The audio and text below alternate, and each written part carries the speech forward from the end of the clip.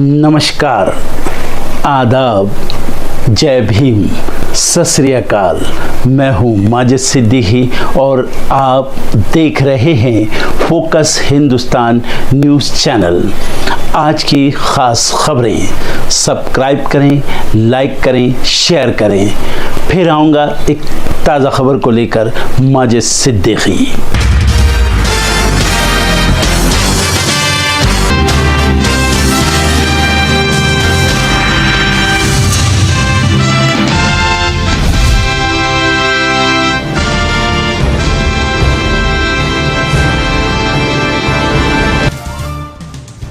CBI ने supreme court में NEET case की जांच रिपोर्ट सौंपी। केंद्र ने कहा धांधली बड़ी नहीं। एनटीए बोला पेपर लीक के वीडियो फेक। सुप्रीम कोर्ट में 18 जुलाई को होगी अगली सुनवाई।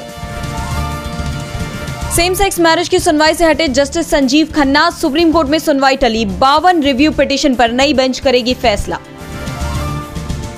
हरियाणा में इनेलो बसपा का गठजोड़। 37 विधानसभा सीट बसपा और 53 इनेलो के हिस्से। अभय चौटाला होंगे सीएम का चेहरा। गोविंद डोटासरा ने राजस्थान के बजट को बताया निराशाजनक। बोले किसी के समझ में नहीं आया। मनोज जरांगे ने छगन भुजबल पर साधा निशाना। बोले छगन भुजबल करते हैं मराठा समुदाय से नफरत। अगर एक भी कुनबी सबूत रद्द किया तो पूरे राज्य में करेंगे सड़क जाम। सुप्रीम कोर्ट ने बाल विवाह पर रोक लगाने की याचिका पर फैसला रखा सुरक्षित। कहा भाषणों से नहीं बदलते जमीनी हालात। दिल्ली में मुनक नहर पर बना डैम टूटा। राजधानी के कई हिस्से हुए जलमग्न। सौरभ भारद्वाज ने आईटीओ ड्रेन का किया मुआयना। मोदी सरकार ने मानी नायडू की मांग। आंध्र प्रदेश के लिए दी 60,000 करोड़ की योजना को मंजूरी। बिहार में एक और पुल स्वाहा। सुहरसा के नेशनल हाईवे 17 पर बना पुल ध्वस्त। तेजस्वी ने सरकार पर साधा निशाना। बोले 3 हफ्तों में अब तक केवल और केवल बस 16 ही पुल गिरे हैं। लोकायुक्त ने कर्नाटक में की बड़ी कार्रवाई। आय से अधिक संपत्ति के मामलों में 56 जगहों पर मारे छापे। दिल्ली में आज बिम्स्टेक विदेश मंत्रियों की बैठक। ट्रेड बढ़ाने पर जोर। बैठक में श्रीलंका, बांग्लादेश, म्यांमार, थाईलैंड, नेपाल और भूटान के विदेश मंत्री होंगे शामिल। भारत संग सीमा विवाद सुलझाने को तैयार चीन। विदेश मंत्री वांग यी ने एनएसए अजीत डोभाल को पुनर्नियुक्ति पर भेजा संदेश। जताई भारत के साथ काम करने की इच्छा। नाटो के अमेरिका में चल रहे सम्मेलन के बीच चीन का बड़ा बयान। एशियाई देशों को नाटो के प्रभाव से दूर रहने की दी नसीहत। कहा नाटो को एशिया प्रशांत में पहुंचने से रोकना जरूरी। डोनाल्ड ट्रंप की सजा का ऐलान आज। एडल स्टार केस में दोषी। पैसे देकर चुप कराने का आरोप। सुप्रीम कोर्ट ने 34 मामलों में पाया था दोषी। राष्ट्रपति की रेस छोड़ दे। बाइडेन के सबसे बड़े समर्थक फिल्म स्टार जॉर्ज क्लूनी ने की राष्ट्रपति पद के लिए किसी और नेता को नामित करने की अपील। गेहूं और आटे की बढ़ रही कीमतों को थामने के लिए थोक विक्रेताओं को गेहूं बेचेगा केंद्र। 12% सस्ते मूल्य पर गेहूं बेचने की एफसीआई को दी अनुमति।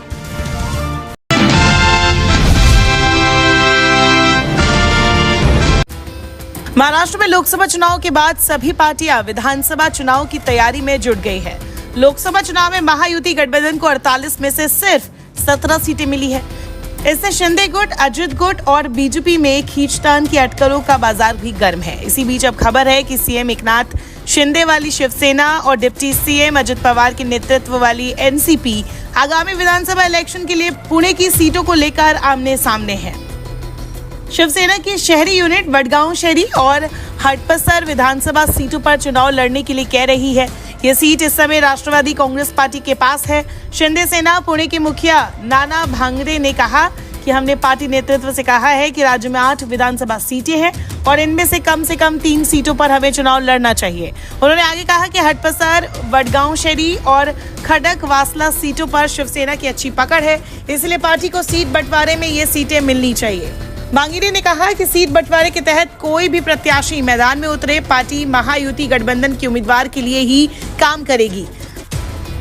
इतना ही नहीं, नाना भांगीरे ने आगे कहा कि शहर में अपनी ताकत के बावजूद शिवसेना ने शहर में किसी भी सीट पर चुनाव नहीं लड़ा। वही अलायंस के दूसरे सहयोगियों को 8 सीटों पर चुनाव लड़ने दिया। उन्होंने कहा कि इस बार पार्टी को कम से कम 3 सीटों पर चुनाव लड़ना चाहिए।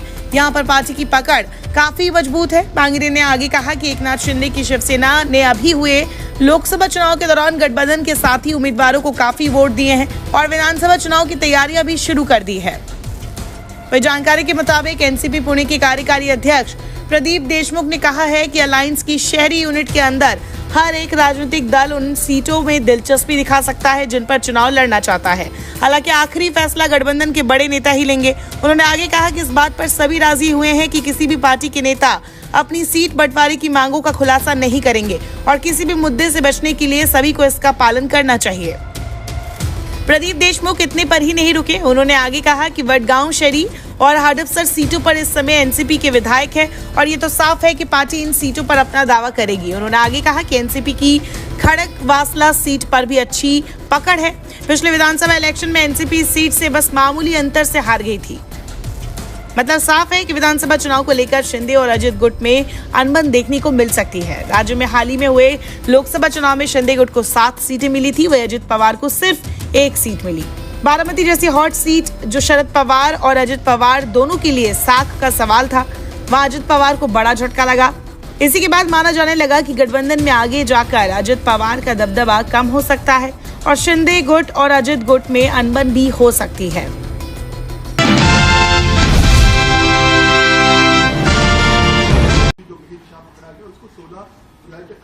ठीक है ना, अभी वो न्यायालय की बात है, कस्टडी देना है नहीं देना है।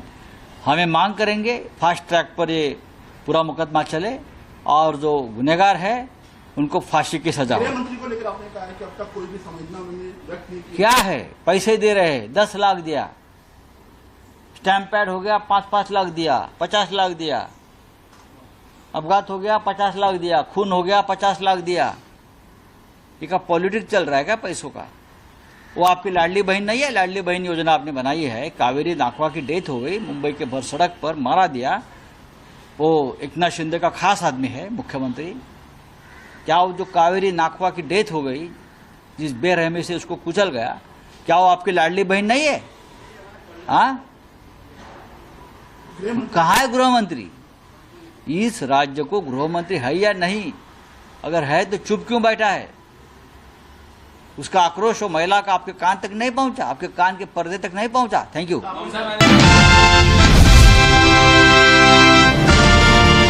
विधानसभा चुनाव से पहले एक बार फिर असली शिवसेना की लड़ाई तेज होती हुई नजर आ रही है। उद्धव गुट ने सुप्रीम कोर्ट से बड़ी मांग की है।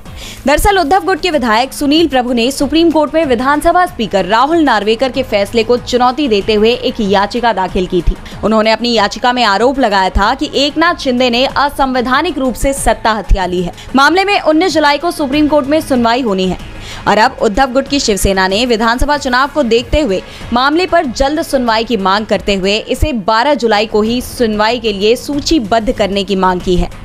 उद्धव गुट की मांग पर सीजेआई डीवाई चंद्रचूड़ ने उनके वकील अभिषेक मनु सिंघवी से ईमेल करने को कहा है, जिसके बाद ये कयास लगाए जा रहे हैं कि सुप्रीम कोर्ट उनकी मांग को स्वीकार कर सकता है। बता दें कि विधानसभा अध्यक्ष ने 10 जनवरी को एक आदेश में जून 2022 में विभाजन के बाद शिंदे के नेतृत्व वाले शिवसेना गुट को असली शिवसेना घोषित किया था, जिसके बाद स्पीकर के फैसले के खिलाफ उद्धव गुट ने सुप्रीम कोर्ट का रुख किया था और कोर्ट ने 19 जुलाई को सुनवाई की तारीख दी थी। बहरहाल अब सबकी निगाहें कोर्ट के फैसले पर टिकी हुई हैं, क्योंकि अगर कोर्ट ने उद्धव गुट के पक्ष में ये फैसला दे दिया तो महाराष्ट्र की सियासत में बड़ा उलटफेर देखने को मिल सकता है और विधानसभा चुनाव से पहले शिंदे गुट के लिए ये बड़ा झटका साबित हो सकता है। डीबी लाइव की रिपोर्ट।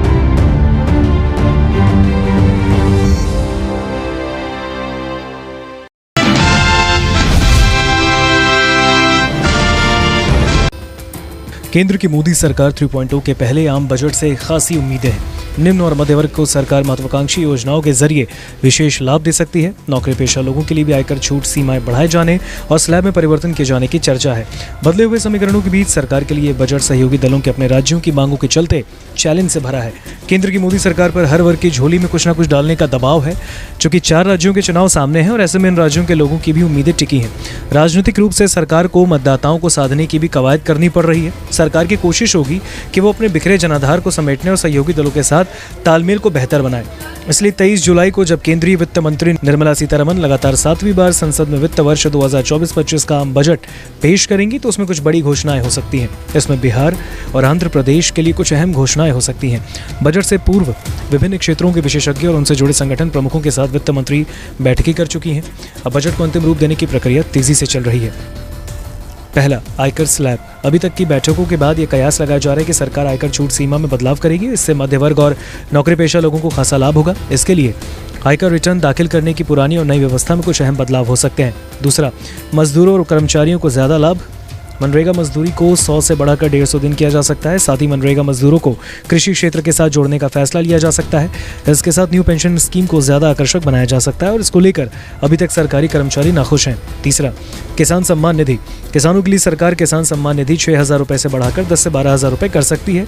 कृषि उत्पादों पर कर की दरों को कम करने का फैसला हो सकता है। चौथा, रोजगार। बदले समीकरणों के बीच सरकार के ऊपर सबसे ज्यादा दबाव रोजगार के अवसर पैदा करने का है।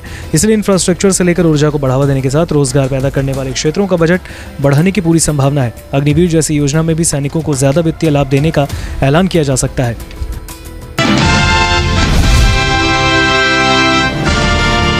रामदेव की पतंजलि पर संकट गहराता जा रहा है। भ्रामक विज्ञापन मामले में सुप्रीम कोर्ट से फटकार मिलने के बाद अब पतंजलि को बॉम्बे हाईकोर्ट से भी बड़ा झटका लगा है।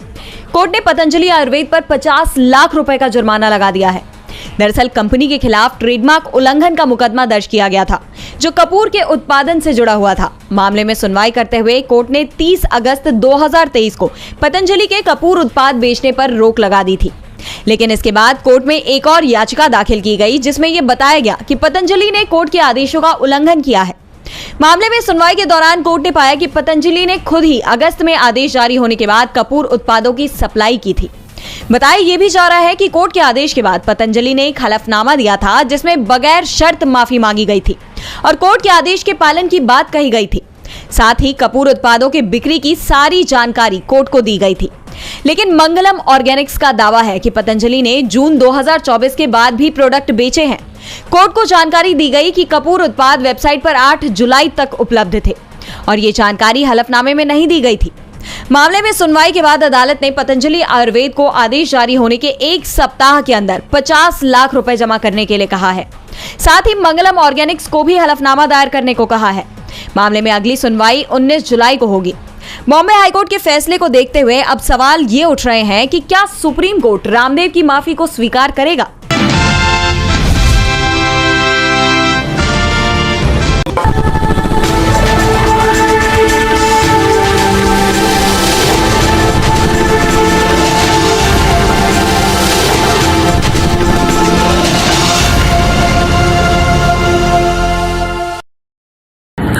दोस्तों आज मैं आपको बताने वाला हूं कि अगर आपकी बॉडी में मैग्नीशियम की डेफिशिएंसी हो जाए तो आपको क्या क्या प्रॉब्लम हो सकती है। सबसे पहले इंसोमेनिया, नींद ना आना, स्लीपिंग डिसऑर्डर, इंसान सारी रात करवटें बदलता है, नींद नहीं आती, स्ट्रेस लेवल, एंजाइटी बढ़ जाती है इससे, क्योंकि कोर्टिसोल हार्मोन को रोकने में मदद करता है। और अगर आपकी बॉडी में मैग्नीशियम नहीं है तो कोर्टिसोल बढ़ जाता है, जिसकी वजह से स्ट्रेस और एंजाइटी हो जाती है।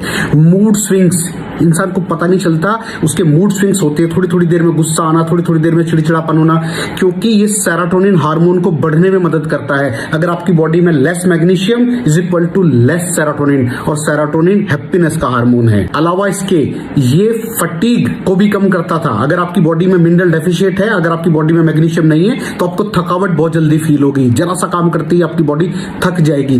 पुअर डाइजेस्टिव सिस्टम, ये डाइजेस्टिव सिस्टम को भी मैनेज करने में बड़ा शानदार रोल प्ले करता है। और अगर इसकी डेफिशिएंसी है तो कॉन्स्टिपेशन, डायरिया जैसी प्रॉब्लम हो जाती है। माइग्रेन, बहुत खतरनाक प्रॉब्लम है माइग्रेन। अगर डेफिशिएट है आपकी बॉडी मैग्नीशियम से तो आपको माइग्रेन की प्रॉब्लम भी हो सकती है। ब्लड प्रेशर, अगर आपकी बॉडी में मैग्नीशियम कम है तो आपको ब्लड प्रेशर की प्रॉब्लम हो सकती है।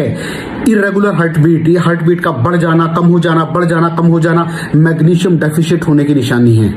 ऑस्टियोपोरोसिस, बोन हेल्थ वीक हो जाती है, क्योंकि आपकी बॉडी का 60% जो मैग्नीशियम है वो आपकी बोन्स के अंदर होता है। अगर आप बाहर से मैग्नीशियम नहीं ले रहे हैं तो आपकी बॉडी जो है वो हड्डी हड्डियों में से लेना शुरू कर देती है, जिसकी वजह से ऑस्टियोपोरोसिस की प्रॉब्लम भी हो सकती है, आपकी हड्डियां कमजोर हो जाती हैं। और मसल क्रैम्पिंग, मसल क्रैम्प, नस पे नस का चढ़ जाना, मसल्स पे अकड़ जाना, बिल्कुल चलना मुश्किल हो जाता है। तो मसल क्रैम्पिंग भी तभी होती है जब आपकी बॉडी में मैग्नीशियम की डेफिशिएंसी हो। और दोस्त, हमारे यहाँ 90% से ज्यादा लोग मैग्नीशियम डेफिशिएंसी के शिकार हैं। कहां से मिलेगा मैग्नीशियम, कितनी मात्रा में लें, किस क्वालिटी का लें? तो उसका जवाब है वेस्टीज प्राइम CMD। इसके अंदर आपको भरपूर मात्रा में मैग्नीशियम मिलेगा, आपकी सारी प्रॉब्लम सॉल्व हो जाएगी। Thank you so much.